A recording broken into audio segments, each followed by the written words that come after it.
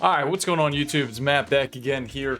Little update, so only like 30 more days until we're officially going to be in Atlanta. All of this is going to change. Things are going to be getting a little bit better as far as background goes and, the videos go and everything like that. So I wanted to wait a little while until I was at my technically forever spot to really upgrade the equipment. But that will be here soon. So anyway, my name is Matt. I work with Medtronic Spine currently. Worked for a distributorship before that, so I have a little bit past 2 years in the med sales space.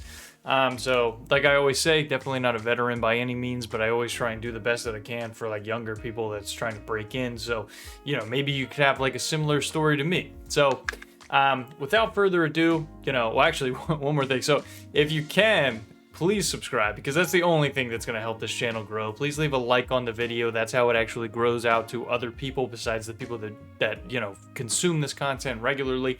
So that would help me a tremendous amount.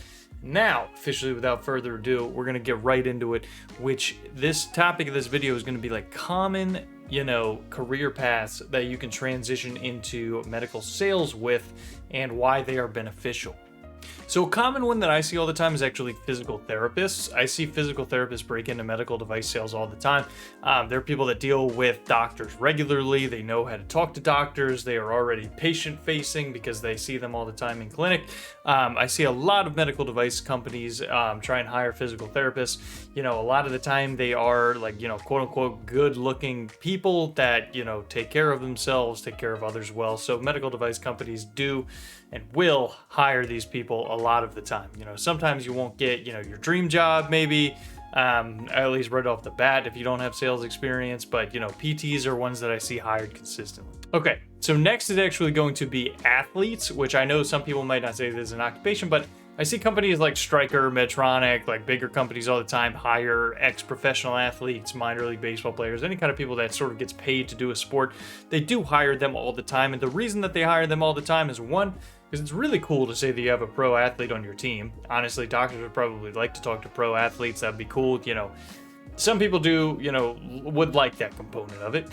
And also, they're usually good looking, well put together individuals that, have worked really, really hard at something to perfect their craft for the longest time.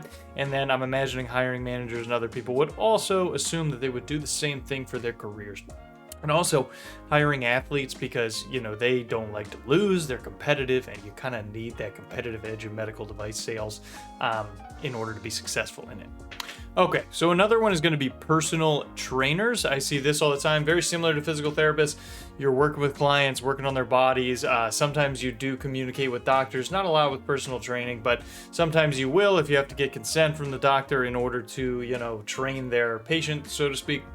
Not all the time, like I said, but personal trainers are usually motivated, highly driven individuals. Sometimes they, they're almost in a sales role themselves because, the busier they are client-wise, the more money they make. So, hiring managers, other kind of people will see that as well and realize that that is something that is important to them in order to hire.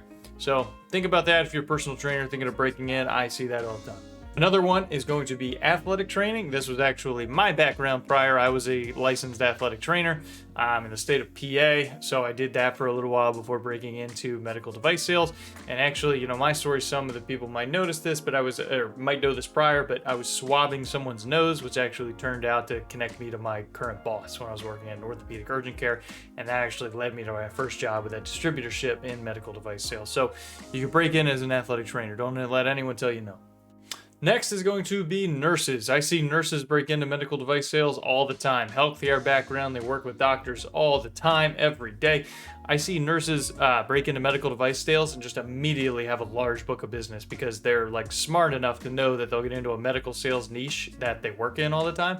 So they just pretty much know all the doctors right off the bat and have an amazing relationship with them and just walk right through the door and can just get started right from the get-go.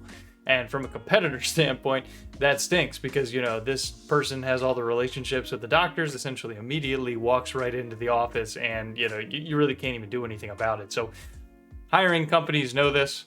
They know that they can get away with essentially hiring someone like that, and they can be, once they learn the product, they already know the doctors. So huge benefit.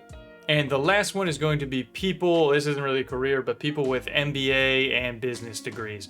These are people straight out the gate. They can start off with a lower salary because a lot of the time they haven't been making a lot of money prior. This is their first start into the workforce.